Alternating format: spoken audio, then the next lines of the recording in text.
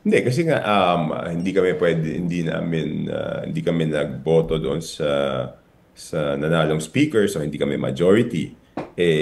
Mas gusto na rin namin kami na independent kaysa sumama doon sa minority. So kaming tatlo, si Kong Duke, si Kong Albi, nagkakaisa naman kami ng layunin. So kami magpo-form ng independent bloc para tatlo kami magtutulong-tulong.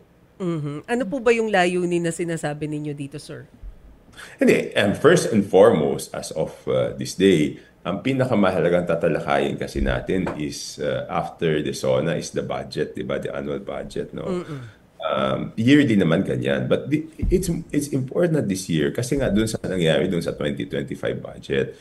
At sinabi ko nga, yan nga yung dahilan kung bakit hindi ako bumoto sa speaker, it's because of the 2025 budget. So gusto namin siguraduhin itong 2026 budget kung ano man yung mga pagkakamali doon sa 2025 budget na hindi na pong maulit.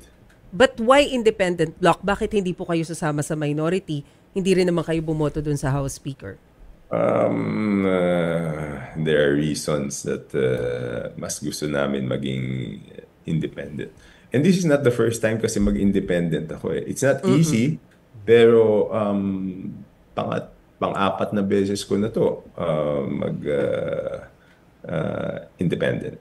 So, mahirap, pero But that doesn't mean na you will not support the Marcos administration. I mean, you were the Oo, campaign you, manager. you will no, no, no, no, support. no. In fact, yung kaming tatlo naman ay Yeah. supportive sa PBBM administration. At kaming tatlo, di ba?